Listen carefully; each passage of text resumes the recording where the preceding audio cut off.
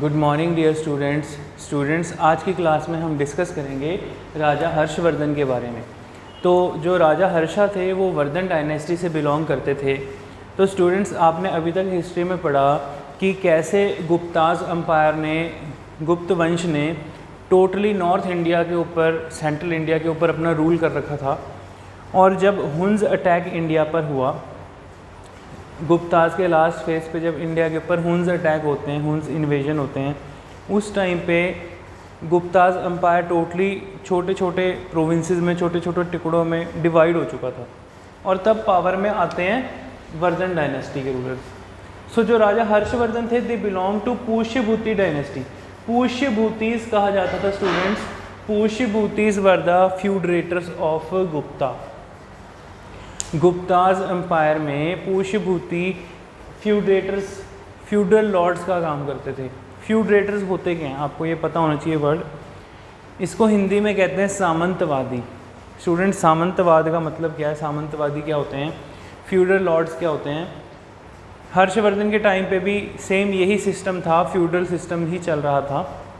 Like जैसे मान लो एक राजा है, उस राजा की जो सेना है या प्रजा है वो फ्यूडल लॉर्ड्स में डिवाइडेड है। मान लो उसने कोई अपने पास प्रॉपर स्टैंडिंग आर्मी नहीं रखी हुई। राजा के पास बहुत बड़ी लैंड है, फॉर एग्जांपल एक किंग है, उसके पास बहुत बड़ी लैंड है। अब उसने उस लैंड को, उस ज़मीन को छोटे छोटे टुकड़ों में बांट दिया है। और उन छोटे छोटे टुकड़ों को कई सारे, आप ये कह सकते हो, प्रोविंसेस के छोटे छोटे जो राजा हैं और छोटे रूलर्स हैं उनमें बांट दिया है। बदले में वो राजा उनसे क्या चाहेगा? वो जो बड़ा रूलर होगा वो चाहेगा कि जब मुझे वॉर में जाना है तो ये छोटे रूलर्स आके मुझे हेल्प करें, अपनी आर्मी लेकर आएँ, ठीक है, तो उस चीज़ का बेनिफिट मिले रूलर्स को। तो इस तरीके से स्टूडेंट्स उस टाइम पर जो पुष्यभूतिस हुआ करते थे, Pushyabhuti were the feudatories of Guptas but they assume after the Huns. तो मतलब कि हुन्स इन्वेजन के बाद जो है पुष्यभूति जो थे उन्होंने अपनी डायनेस्टी शुरू की। जब हुन्स इन्वेजन के बाद गुप्ता अम्पायर टोटली समाप्त हो गया, ख़त्म हो गया कह लो, तो उसके बाद वर्धन डायनेस्टी रूल में आई। और उसके सबसे इम्पॉर्टेंट रूलर कौन है? राजा हर्षा या Harshavardhan. Harsha belongs to Pushyabhuti dynasty which rules from Thaneshwar. तो जो ये अब पुष्यभूति डायनेस्टी के जो रूलर हैं ये कहाँ के थे? थानेश्वर। थानेश्वर कहाँ पे है? प्रेजेंट टाइम पे आप कह सकते हो जो हरियाणा और दिल्ली वाला जो रीजन है वो थानेश्वर हुआ करता था पहले, ठीक है जी। तो वहाँ पर स्टूडेंट्स आप ये कह सकते हो राजा हर्षवर्धन की डायनेस्टी वहाँ से शुरू होती है, वहाँ से रूल शुरू होता है, वहाँ पर वो रहते होते हैं पुष्यभूतिस, ठीक है, जिसको कि आप वर्धन डायनेस्टी भी बोलते हो। और जो राजा हर्षवर्धन थे इनका टाइम पीरियड शुरू होता है 606 से लेके 647 AD तक रहता है। 647 AD तक राजा हर्षवर्धन इकलौते ऐसे लास्ट ग्रेट हिंदू किंग बचते हैं, ठीक है, मतलब जिसका साम्राज्य जो है लगभग आधे हिंदुस्तान के ऊपर, आधे इंडिया के ऊपर कवर था। और स्टूडेंट्स, जो राजा हर्षवर्धन थे also known as Shiladitya. Important point है, एग्ज़ाम में क्वेश्चन पूछा जाता है, ठीक है, ऐसे ही क्वेश्चन आते होते हैं कि राजा हर्षवर्धन की कैपिटल की थी, राजा हर्षवर्धन को किस नाम से जाना जाता था एक और। तो राजा Harshavardhan also known as Shiladitya, मतलब कि इनको शिला निर्माण करवाने का बहुत शौक रहा होगा, ठीक है, इसलिए इनको शिलादित्य भी कहा जाता था। Next important is he also known as Shiladitya and ascended the throne in AD 606। जब इन्होंने हर्षा एरा शुरू किया, मतलब कि राजा हर्षवर्धन ने जो अपना थ्रोन है वो गद्दी पर कब बैठे थे? 606 AD में। 606 AD में जैसे ही उनका टाइम पीरियड शुरू होता है तो उस टाइम फ्रेम से, उस समय से इनका युग, इनका एरा शुरू हो जाता है। Harsha era was started. अब स्टूडेंट्स, आप लोगों ने एंशिएंट हिस्ट्री में पढ़ चुके हो आप विक्रम संवात, ठीक है जी, साका एरा, विक्रमी इरा, हर्षा इरा, ठीक है। तो इस तरीके से स्टूडेंट्स गुप्ता इरा आपने पढ़ा था पिछले डायनेस्टी जब आप पढ़ रहे थे। तो इस तरीके से एग्ज़ाम में क्वेश्चन पूछा जा सकता है कि एक साइड आपको सभी इराज के नेम दे दिए जाएंगे, एक साइड उनके ईयर दे दिए जाएंगे, ऐसा हो सकता है, ठीक है। तो ऐसा क्वेश्चन भी एग्जाम में बन सकता है, आप एज्यूम कर सकते हैं। नेक्स्ट है इंपॉर्टेंट, आगे देखो स्टूडेंट्स, कैपिटल। हर्षवर्धन की कैपिटल कौन सी थी स्टूडेंट्स? कन्नौज। कन्नौज कहाँ पर है? आज की डेट में उत्तर प्रदेश यूपी वाला जो एरिया है उसको कन्नौज कहते थे उस टाइम पे। तो कन्नौज जो थी वो राजा हर्षवर्धन की कैपिटल होती है। And Kannauj was very fertile land. उस टाइम पर बहुत ज़्यादा उपजाऊ ज़मीन जो थी वो कन्नौज, पूरे के पूरे नॉर्थ इंडिया में से आप कह सकते हो उत्तर प्रदेश के जो रीजन है आज के टाइम पे, वहाँ की बहुत ज़्यादा फर्टाइल लैंड थी, ठीक है। फर्टाइल लैंड होने का कारण क्या है? सबसे बड़ा फर्टाइल लैंड होने का कारण यही है कि जो गंगा नदी है वो उत्तर प्रदेश से होते हुए बिहार, बंगाल जा रही है, ठीक है। और वहाँ पर जो सॉयल मिलती है वो एलुवियल सॉयल है, वेरी वेरी फर्टाइल, ठीक है। तो स्टूडेंट्स कन्नौज जो है, ये आप अपने दिमाग में क्वेश्चन डाल लो, ये क्वेश्चन बहुत बार पूछा जा चुका है। कन्नौज जो है वो कैपिटल थी किसकी? राजा हर्षवर्धन की, हर्षाज की। So Harsha was defeated in Deccan by Pulakeshin second. Very important question students, exam में एग्जामिनर पूछ सकता है कि राजा हर्षवर्धन को किसने हराया था? राजा Harshavardhan was defeated in Deccan. Deccan means दक्षिण भारत, साउथ इंडिया में। तो साउथ इंडिया के रूलर थे पुलकेशिन II, ठीक है। पुलकेशिन सेकंड जो थे वो चालुक्य किंग थे, ठीक है स्टूडेंट्स। तो ये चोला, चेरा, पांड्या, चालुक्य, ये साउथ इंडिया के फेमस किंगडम्स हैं, इनके बारे में हम डिस्कस करेंगे आगे जाके। पुलकेशिन II स्टूडेंट्स इतना इम्पॉर्टेंट नहीं है जितना कि हम डिटेल में चौल वंश के बारे में पढ़ेंगे, ठीक है। पांड्या और चेरा, इनके बारे में डिस्कस करेंगे। पुलकेशिन II क्यों इंपॉर्टेंट हो जाता है? सिर्फ इस पॉइंट ऑफ व्यू से हो जाता है कि इसने हर्षा को हराया था। Harsha was defeated in Deccan by Pulakeshin II, the Chalukya king of Vatapi. Vatapi वतापी किंगडम का चालुक्य किंग था पुलकेशिन II, जिसने हर्षवर्धन को हराया था, ठीक है जी। तो अब जो हर्षवर्धन जब हार जाता है, हर्षवर्धन के हारने के बाद पुलकेशिन II का जो रूल है, चालुक्य जो किंगडम का आप कह सकते हो जो रूल था, वो नॉर्थ इंडिया की तरफ को आने की सोचते हैं कि जी अब हम नॉर्थ इंडिया को कैप्चर करेंगे। लेकिन सिर्फ चालुक्य अकेला नहीं है, और भी बहुत सारे रूलर थे जो नॉर्थ इंडिया को कैप्चर करना चाहते थे, जो कन्नौज को अपनी राजधानी बनाना चाहते थे।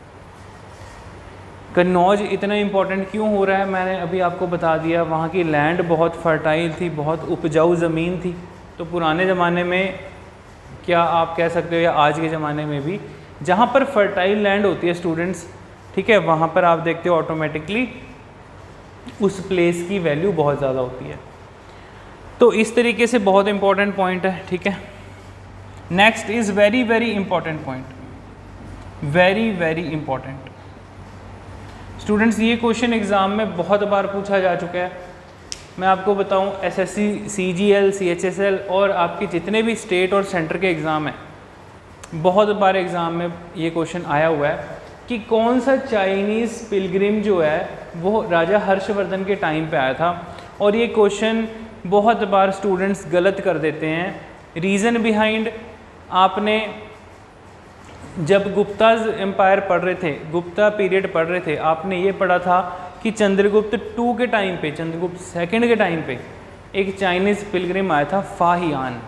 अब बच्चे कंफ्यूज हो जाते हैं ह्यून सांग और फाहियांग में। तो स्टूडेंट्स आपने ये याद रखना है कि चाइनीज़ पिलग्रिम ह्यून सांग जो है वो हर्षा के टाइम पे आया है। H से ह्यून, H से हर्षा, याद रखना है, ठीक है। ह्यून सांग, TSANG, T साइलेंट रहेगा, ठीक है। चाइनीज़ नेम आपको पता होना चाहिए। तो चाइनीज़ पिलग्रिम मीन्स चाइनीज़ तीर्थयात्री। तो मैंने आपको पहले भी बताया था स्टूडेंट्स कि पिलग्रिम का मतलब क्या होता है। तो चाइनीज़ पिलग्रिम ह्यून सांग जो है visited India during the Harsha period. बहुत ही ज़्यादा इंपॉर्टेंट क्वेश्चन है स्टूडेंट्स ये। सो चाइनीज़ पिलग्रिम ह्यून सांग visited India during Harsha period. Chinese Pilgrim जो ह्यून सांग था वो राजा हर्षवर्धन के टाइम पे इंडिया आया था। इंडिया आके बुद्धिज़्म की स्टडी करता है, बुद्ध धर्म को डिटेल में समझता है, ठीक है। और राजा हर्षवर्धन ह्यून सांग जो है राजा हर्षवर्धन के दरबार में 2 साल रुकता भी है, नालंदा यूनिवर्सिटी में भी स्टडी करता है, और राजा हर्षवर्धन भी जो है ह्यून सांग के अंडर बुद्धिज़्म में कन्वर्ट हो जाता है बाद में, ठीक है। और फिर उसके बाद नेक्स्ट इम्पॉर्टेंट पॉइंट है tribe party struggle. Tribe party struggle क्या है स्टूडेंट्स? जैसे कि अभी हमने पढ़ा था कि राजा हर्षवर्धन का जो टाइम था वो 647 AD तक ही था। 647 AD के बाद कोई भी ग्रेटेस्ट हिंदू किंग, ग्रेटेस्ट इसलिए कहा जा रहा है कि जिसका पूरा का पूरा एम्पायर जो है वो north west frontier like north India plus आज की डेट का जो पाकिस्तान अफ़गानिस्तान है वहाँ तक जिसका एम्पायर फैला हो, ठीक है, ऊपर तजाकिस्तान तक किसी का एम्पायर फैला हो, तो इतने बड़े रीजन को कवर करने में अपने आप में ग्रेट बात होती है, ठीक है। इसलिए इसको उस टाइम का ग्रेट लास्ट हिंदू किंग कहा गया था, ये आपको पता होना चाहिए बेसिक पॉइंट, ठीक है जी। ट्राई पार्टी स्ट्रगल क्या थी students? Try party struggle was between पाला, गुज्जर प्रतिहारा एंड राष्ट्रकूटाज, इनमें चल रही थी। अब पाल वंश मैं आपको समझा रहा हूँ अभी ब्रीफ में, ठीक है, इनको हम डिटेल में पढ़ेंगे। जो पाल वंश था स्टूडेंट्स, पाला डायनेस्टी थी, ये बंगाल और बिहार इस रीजन में, या आप कह सकते हो ईस्ट इंडिया वाले रीजन में, ईस्टर्न वाली साइड में, ठीक है, इंडिया के ईस्ट वाली साइड में जो रूल कर रहे थे वो थे पाला डायनेस्टी के रूलर्स। गुज्जर प्रतिहार जो थे ये गुजरात राजस्थान साइड के जो राजपूत, आप कह सकते हो राजपूत रूलर्स में से आते थे गुज्जर उस टाइम पे, गुज्जर प्रतिहार, तो ये वेस्टर्न वाली साइड पर रूल कर रहे थे। और राष्ट्रकूटाज ये साउथ इंडिया में, डेक्कन इंडिया में रूल कर रहे थे। तो इन तीनों में आपस में लड़ाई होती है। ट्राई पार्टी स्ट्रगल क्यों कहा गया है? ये तीनों रूलर्स, तीनों बड़े बड़े रूलर हैं, ईस्ट साइड के पाला डायनेस्टी के रूलर हो गए, गोपाला, धर्मपाला, ये आगे पढ़ेंगे हम पाला डायनेस्टी के कौन कौन थे। साउथ इंडिया में हो गए राष्ट्रकूटा और वेस्ट में हो गए गुज्जर प्रतिहार। तो स्टूडेंट्स होता क्या है, ये तीनों बड़े रूलर थे लेकिन ये तीनों आपस में ही लड़ते रह गए, आपस में लड़ते रह गए किसके लिए? कन्नौज के लिए, कि भाई मैं कन्नौज को जीतूंगा, मैं कन्नौज को जीतूंगा। तो कन्नौज को बेसिकली कोई भी नहीं जीत पाता क्योंकि तीनों के तीनों बराबर के इक्विवेलेंट पावरफुल रूलर होते हैं, ठीक है। तो तीनों आपस में इस ट्राई पार्टी स्ट्रगल में अपनी पावर्स को बहुत हद तक ख़त्म कर बैठते हैं लड़ाई में। और फिर उसके बाद आप कह सकते हो कि बाद का जो टाइम था उस टाइम पे बहुत बड़े लेवल पर फिर मुस्लिम इन्वेडर्स इंडिया में एंटर कर गए थे। लगभग 712 AD से मुस्लिम इन्वेजन जो है इंडिया पे शुरू हो चुका था, ठीक है जी। तो स्टूडेंट्स आई होप आपको ये पॉइंट समझ में आ गए होंगे, ठीक है। तो ये इम्पॉर्टेंट पॉइंट है, आप नोट करिए, ठीक है, टेक योर टाइम।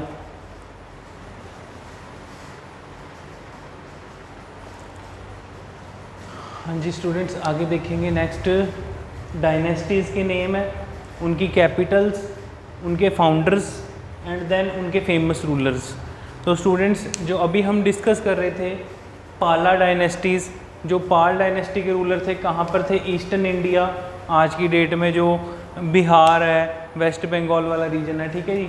तो eastern dynasty, eastern side, eastern India की डायनेस्टी कौन थी फेमस? पालाज। पालाज की कैपिटल कहाँ थी? पाटलिपुत्र, ठीक है जी। पाटलिपुत्र आज की डेट में आप कह सकते हो उत्तर प्रदेश का जो गोरखपुर वाला रीजन है, ठीक है, उस रीजन को पाटलिपुत्र कहते थे पहले। नेक्स्ट इंपॉर्टेंट पॉइंट है जी, इसके फाउंडर कौन थे? गोपाला। ये क्वेश्चन एग्जाम में पूछा जा चुका है स्टूडेंट्स, ये क्वेश्चन पेपर में पूछा गया है, who was the founder of पाला डायनेस्टी? आंसर इज गोपाला, ठीक है जी। तो नाम याद रखना है, ठीक है, गो के साथ पाला, गोपाला बन गया जी। गोपाला जो थे वो फाउंडर थे पाला डायनेस्टी के। नेक्स्ट इंपॉर्टेंट पॉइंट है कि इसके फेमस रूलर कौन थे? जो इसके फेमस रूलर थे उनका नाम क्या था? Dharmapala. Very very important students, जो राजा धर्मपाला था, ठीक है, इसने 2 यूनिवर्सिटीज़, एक तो नालंदा यूनिवर्सिटी और विक्रमशिला यूनिवर्सिटी।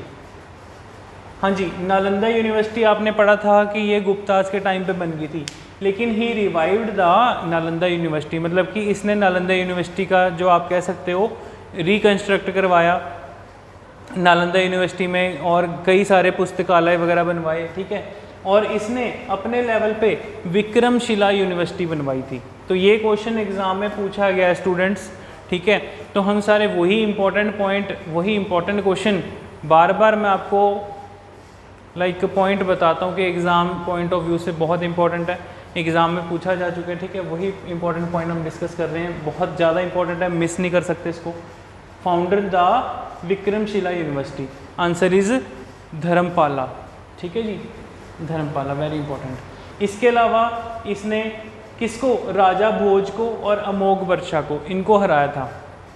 राजा भोज कौन था, गुज्जर प्रतिहार डायनेस्टी का फेमस रूलर था राजा भोज, ठीक है जी। इसका पूरा नाम मिहिर भोज था, ठीक है। और इसने अमोघ वर्षा रूलर ऑफ राष्ट्रकूटा, राष्ट्रकूटा का किंग था अमोघ वर्षा, उसको भी हराया था। मतलब कि धर्मपाला ऐसा रूलर था जिसने राजा भोज जो प्रतिहार, गुज्जर प्रतिहार डायनेस्टी का था, उसको भी हराया, और अमोघ वर्षा जो राष्ट्रकूटा डायनेस्टी का था उसको भी हराया। अपने दोनों राइवल्स, दोनों अपने दुश्मनों की डायनेस्टीज़ को हरा के खुद इसने कन्नौज पे रूल किया था कुछ समय के लिए, ठीक है। तो इम्पॉर्टेंट पॉइंट है। गुज्जर प्रतिहार, स्टूडेंट्स, गुज्जर प्रतिहार का जो एरिया है साउथ वेस्ट राजस्थान, ठीक है, जो राजस्थान का साउथ वेस्ट वाला रीजन है, उस रीजन पे गुज्जर प्रतिहार डायनेस्टी रूल कर रही थी, ठीक है। इनकी कैपिटल कहाँ थी, जोधपुर में, ठीक है, जो आपको पता है राजस्थान में जोधपुर। फाउंडर कौन थे, हरिचंद्र, हरिचंद्र जो थे वो गुज्जर प्रतिहार डायनेस्टी के फाउंडर थे। और इम्पॉर्टेंट रूलर कौन था, मिहिर भोज। अभी हमने डिस्कस किया कि मिहिर भोज को किसने हराया था, धर्मपाला ने। Mihir Bhoj was very very important, he was the lord worshipper of lord Vishnu, मतलब कि भगवान विष्णु की पूजा करते थे। और इन्होंने अपने आप को एक टाइटल भी दिया था, आदि वराह।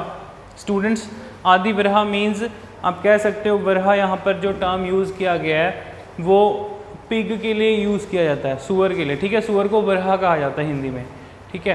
तो इन्होंने अपने आप को ये टाइटल दिया, रीज़न बिहाइंड, क्योंकि आप ये कह सकते हो कि जो वराह होता है, वराह के रूप को भी आप ये कह सकते हो भगवान का रूप माना जाता है, ठीक है। तो इम्पॉर्टेंट पॉइंट है।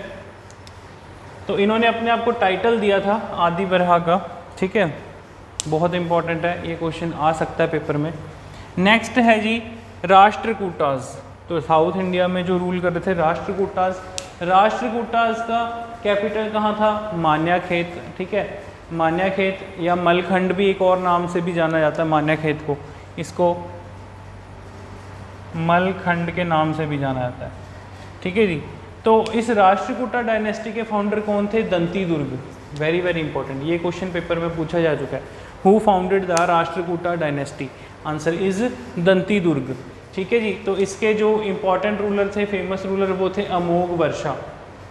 अमोघ वर्षा ये वही रूलर है जिसको धर्मपाला ने हराया था, ठीक है। अब आपको याद हो गया होगा students, Amogh Varsha compare to the Vikramaditya, Amogh Varsha को भी राजा विक्रमादित्य के समान कंपेयर किया गया, इसने अपने आप को भी एज्यूम किया है टाइटल राजा विक्रमादित्य का, ठीक है जी। तो मैंने आपको पहले ही बताया था कि ऐसी हिस्ट्री में 32 से भी ज़्यादा राजा विक्रमादित्य हुए हैं, हुए नहीं है, लाइक विक्रमादित्य कोई नाम नहीं है, ये टाइटल है, अपने आप को कई राजा महाराजाओं ने दिया था एंशिएंट टाइम पे। जो अमोघ वर्षा थे, ही रॉट फर्स्ट कन्नड़ पोइट, तो कन्नड़ लैंग्वेज में, ठीक है, जो साउथ इंडिया की लैंग्वेज आपको पता होनी चाहिए, कन्नड़ में इन्होंने पहली पोइम लिखी थी, ठीक है। ही was the first Kannada poet, Kannada में पहली इन्होंने पोइम्स लिखी हैं कई सारी, ठीक है। तो अमोघ वर्षा इंपॉर्टेंट हो जाता है, ऐसे पूछा जा सकता है कि फर्स्ट कन्नड़ पोइट्री कौन था, answer is Amogh Varsha. Danti Durg founded the Rashtrakuta dynasty, ठीक है। तो ये क्वेश्चन स्टूडेंट्स इंपॉर्टेंट है, जो ट्राई पार्टी स्ट्रगल हुई थी इन्हीं रूलर्स के बीच में हुई थी, और इस ट्राई पार्टी स्ट्रगल में आप ये कह सकते हो कि कन्नौज को जीतने के लिए ये आपस में लड़ते रहे, लेकिन कुछ समय के लिए कन्नौज को धर्मपाला जीत तो लेता है, लेकिन उनकी भी जो आप कह सकते हो कि पावर्स बहुत हद तक ख़त्म हो चुकी होती हैं, और उसके बाद कुछ और रूलर्स, कुछ और इन्वेडर्स भारत आते हैं, और उन्होंने फिर जाके अपना रूल स्टार्ट किया था। तो आई होप स्टूडेंट्स आपको ये बेसिक पॉइंट समझ में आ गए होंगे, ठीक है। ये सारे इंपॉर्टेंट पॉइंट्स हैं स्टूडेंट्स, आप नोट कर लो इनको, टेक योर टाइम।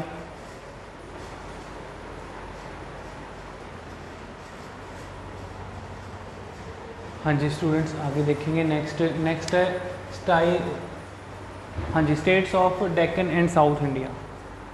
मतलब कि दक्षिण भारत में डेक्कन इंडिया आप कह सकते हो, वहाँ पर कौन कौन सी ऐसी इंपॉर्टेंट फेमस स्टेट्स, जैसे कि बात करते हैं चालुक्यास ऑफ वतापी। स्टूडेंट्स जो चालुक्य किंगडम थे, चालुक्यास ऑफ वतापी कहा जाता है basically the Vakatakas power the followed by the Chalukyas. तो जो चालुक्यास थे उनको पावर वो कहाँ से बनते हैं, बेसिकली वकातका। वकातका कौन थे, ये अपने आप में आप कह सकते हो फ्यूडल लॉर्ड्स थे। तो उनसे ये चालुक्यास को पावर आती है। चालुक्य किंगडम का रूलर था पुलकेशिन सेकंड, जो अभी आप पढ़ के आ चुके हो स्टूडेंट्स।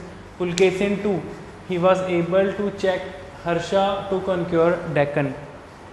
पुलकेशिन टू कामयाब रहा था राजा हर्षवर्धन को रेजिस्ट करने में, रोकने में, ठीक है जी। के राजा हर्षवर्धन डेक्कन को भी जीतना चाहता था, ठीक है, लेकिन पुलकेशिन टू भी अपने आप में एक पावरफुल स्ट्रॉन्ग रूलर होता है और वो राजा हर्षवर्धन को रेजिस्ट करता है, रोकता है, ठीक है जी, और उसको वॉर में हरा देता है। ही defeated the Harsha. But next important point है पल्लवा रूलर, ठीक है। चालुक्य रूलर्स को पल्लवा रूलर्स ने हराया था। Pallava ruler Narasimha Varman, very important point, Narasimha Varman invaded the Chalukya kingdom. तो पल्लव्स ने अटैक किया चालुक्यास के किंगडम पे, ठीक है। कौन सा रूलर था, Narasimha Varman, and he killed Pulakeshin second, और इसने पुलकेशिन सेकंड को, पुलकेशिन टू को, ठीक है, हरा दिया था, मार दिया था। एंड कैप्चर द वतापी, और वतापी जो इसकी कैपिटल थी उसको कैप्चर कर लिया था। Then after that he assume the title Vatapi Konda, और नरसिम्हा वर्मन ने अपने आप को एक टाइटल अज्यूम किया। कौन सा टाइटल था, वतापी कोंडा, ठीक है। तो इम्पॉर्टेंट पॉइंट है स्टूडेंट्स यहाँ पर ये कि पुलकेशिन टू ने राजा हर्षवर्धन को हराया था और पल्लव रूलर नरसिम्हा वर्मन ने पुलकेशिन सेकंड को हराया था, ठीक है जी। आगे हम देखते हैं कुछ डेक्कन स्टाइल के टेम्पल्स जो निर्माण करवाए थे, जो मंदिरों का निर्माण करवाया था इन रूलर्स ने। द्राविड़ स्टाइल विरूपक्षी टेम्पल जो है वो द्रविड़ स्टाइल में बनवाया गया, ठीक है। तो कुछ अलग अलग डिफरेंट प्लेटफॉर्म पर जो टेम्पल डिज़ाइन होते थे ये उनके नेम है, द्रविड़ स्टाइल, नगारा स्टाइल, विसारा स्टाइल, ठीक है जी।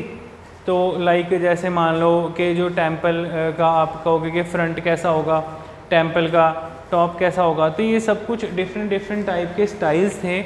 उन टेम्पल्स के स्टाइल्स के नेम हैं जो आज भी साउथ इंडिया में एग्जिस्ट करते हैं। इवन कि स्टूडेंट्स कुछ टेम्पल ऐसे बने हैं जो एक ही पत्थर पर सारा टेम्पल आप कह सकते हो टिका हुआ है, या कुछ टेम्पल ऐसे हैं जिनकी जो छत है वो छत सिर्फ एक ही आप कहोगे कि सारे के सारे एक ही पत्थर की बनी हुई है, ठीक है। उसमें कोई लाइक जैसे हम कहते हैं ना कि कोई ईंटें, ब्रिक्स वगैरह इन चीज़ों का यूज़ नहीं हो रखा। तो ये वो स्टाइल्स थे, ठीक है। तो उन्हीं स्टाइल्स की बात हो रही है, द्रविड़ स्टाइल। तो साउथ इंडियन स्टाइल को द्रविड़ स्टाइल कहा जाता है। विरूपक्षी टेम्पल जो है वो उसी तर्ज पे बना हुआ है, ठीक है। नगारा स्टाइल, पापानाथा टेम्पल जो है ये नगारा स्टाइल पे बना हुआ है, और विसारा स्टाइल पर जिनेंद्र टेम्पल जो है वो विसारा स्टाइल पे बन रखा है, ठीक है। तो ये स्टूडेंट्स कुछ इंपॉर्टेंट टेम्पल्स के नेम है, ठीक है। और नरसिम्हा वर्मन जो था इसने पुलकेशिन टू को हराया था, ये पता होना चाहिए, ठीक है। और पुलकेशिन टू ने राजा हर्षवर्धन को हराया था, ठीक है जी। तो ये इंपॉर्टेंट पॉइंट है स्टूडेंट्स, ये आप देखिए, टेक योर टाइम। तो स्टूडेंट्स आई होप आपको ये चीज़ें क्लियर होगी होंगी। अब आप बार बार इन चीज़ों को रिवाइंड करके देखो, ठीक है, इस वीडियो को। जो भी आपको पॉइंट नहीं समझ में आ रहा, ठीक है, क्रैम करने की, रट्टा मारने की किसी चीज़ को ज़रूरत नहीं है, ठीक है। आप वीडियो को बार बार देखें, चीज़ों को समझते हुए करें तो ईज़िली क्लियर हो जाएगा, ठीक है। इसकी PDF फाइल स्टूडेंट्स मैं आपको ग्रुप में प्रोवाइड कर दूँगा, ठीक है। और आप इस वीडियो को हो सके तो अपने हैंड रिटन नोट्स बनाएं, जिससे कि आपको कुछ चीज़ें याद रह सकें, ठीक है। कि for example try party struggle किसके किसके बीच में हुई थी। कई बार क्या होता है कि स्टूडेंट्स ऐसे नेम भूल जाते हैं, उनके माइंड में ये वर्ड याद नहीं रहते, ठीक है। द्रविड़ स्टाइल, नगारा स्टाइल, ठीक है। तो ये चीज़ें एग्ज़ाम में कई बार पूछ ली जाती हैं कि कौन से टेम्पल का निर्माण किसने करवाया था, ठीक है। तो ऐसी चीज़ें आपको पता होनी चाहिए। तो आगे स्टूडेंट्स हम एक टॉपिक में बुक्स एंड ऑथर्स करेंगे, जो एंशिएंट टाइम के books and important books and उसके ऑथर्स, जैसे जो चाणक्य थे उन्होंने कौन सी बुक लिखी थी, ठीक है। और गुप्ताज के टाइम पीरियड पे कौन कौन से, या फिर जैनिज़्म बुद्धिज़्म के टाइम पर कौन कौन से आप कह सकते हो इम्पॉर्टेंट ग्रंथ लिखे गए थे, मनुस्मृति, उपनिषद। तो बहुत सारे ऐसे कई बार क्वेश्चन पूछ लिए जाते हैं। तो वैसे तो हमने पहले भी बीच बीच में किए थे, लेकिन एक कंप्लीट हम एक वीडियो लेक्चर में important monuments and books and author discuss करेंगे। तो आई होप स्टूडेंट्स आपको समझ में आ गया होगा, ठीक है। So now we wind up our lecture. Thank you.